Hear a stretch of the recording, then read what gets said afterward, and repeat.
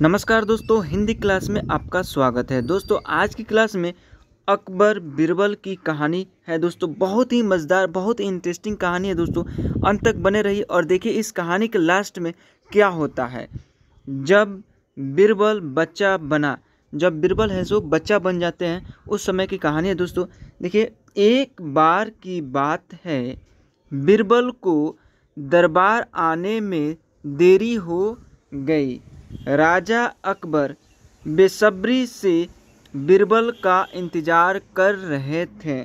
जैसे ही बीरबल दरबार में पहुँचे, अकबर ने उनसे देरी का कारण पूछा। बीरबल कहने लगे कि आज जब वह घर से निकल रहे थे तो उनके छोटे छोटे बच्चों ने उन्हें रोक दिया। अब जब अकबर है सो देर से आने की दरबार में कारण पूछा, कॉज पूछा, तो अकबर ने कहने लगे कि जब वह घर से निकले तो उनके छोटे छोटे बच्चों ने रोक दिया और कहीं न जाने की जिद करने लगे। किसी तरह बच्चों को समझा बुझाकर निकलने में ही देरी हो गई और किसी तरह से बच्चों को समझाया बुझाया उसी दौरान ही देर हो गई। राजा को बीरबल की इन बातों पर बिल्कुल यकीन नहीं हुआ। उन्होंने सोचा कि बीरबल देर से आने का झूठ बहाना कर रहे हैं और देर से आने का ये झूठी बहाना बना रहे हैं, ये सही बात नहीं बता रहे हैं। उन्होंने बीरबल को कहा कि बच्चों को मनाना इतना भी कठिन काम नहीं है। अगर वे ना माने तो थोड़ा डांट फटकार उन्हें शांत किया जा सकता है। वहीं बीरबल इन बात से परिचित थे कि बच्चों को मासूम सवालों और जिद को पूरा कर पाना बेहद मुश्किल होता है। जब अकबर इन बात से संतुष्ट न हुए तो बीरबल को एक उपाय सूझा। उन्होंने राजा को सामने एक शर्त रखी। अब क्या शर्त रखी, आइए देखते हैं। उन्होंने कहा कि वह इन बातों को सिद्ध कर सकते हैं कि छोटे बच्चों को समझाना बहुत मुश्किल होता है, लेकिन इसके लिए उन्होंने एक छोटे बच्चे के जैसा व्यवहार करना होगा और एक छोटा सा बच्चा की तरह व्यवहार करना चाहा और उस तरह से करना चाहा। वह राजा को उन्हें समझाना होगा। राजा इस शर्त के लिए तैयार हो गए। अगले ही पल बीरबल एक बच्चे के जैसे चिल्लाने और रोने लगे।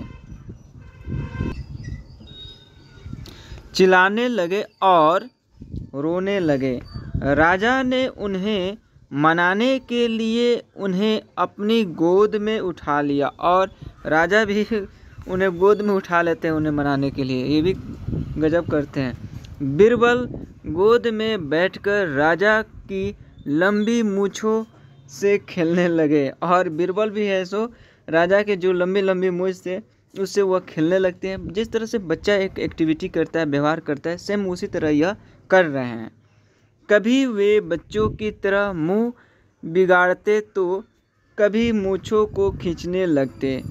अभी तक राजा को कोई आपत्ति नहीं हो रही थी। जब बीरबल मूँछों से खेलकर थक गए तो गन्ना खाने की जिद करने लगे। राजा ने बच्चा बनने बीरबल के लिए गन्ना लाने का आदेश दिया और उन्होंने आदेश दिया कि ठीक है, तुम गन्ना लेकर आओ। जब गन्ना लाया गया तो बीरबल ने नई जिद पकड़ ली और जब गन्ना भी आ गया साथ में तो एक नई सी जिद पकड़ लेते हैं, ठीक है, कि उन्हें छीला हुआ गन्ना चाहिए। एक सेवक द्वारा गन्ने को छीला गया। अब बीरबल जोर जोर से चिल्लाने लगे कि उन्हें गन्ना छोटे छोटे टुकड़ों में कटा हुआ ही चाहिए।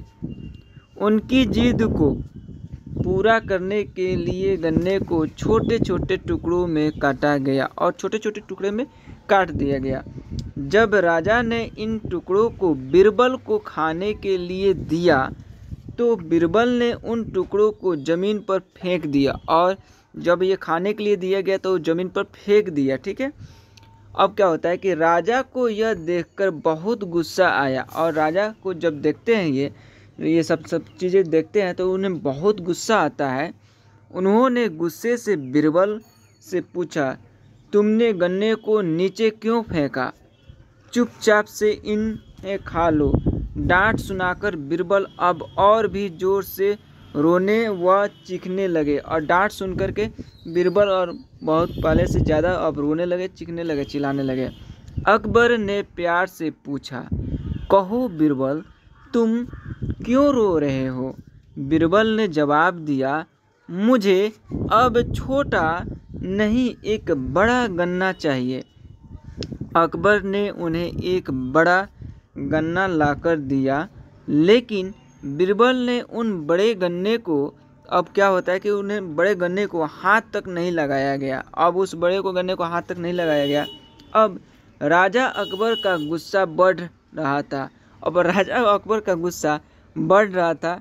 जाहिर सी बात है, जब भी बच्चा कोई जिद करता है, उस जिद को पूरा कर कर के थक जाता है तो फिर वो गुस्सा थोड़ा सा बढ़ जाता है। उसी तरह इनका भी गुस्सा बढ़ रहा था।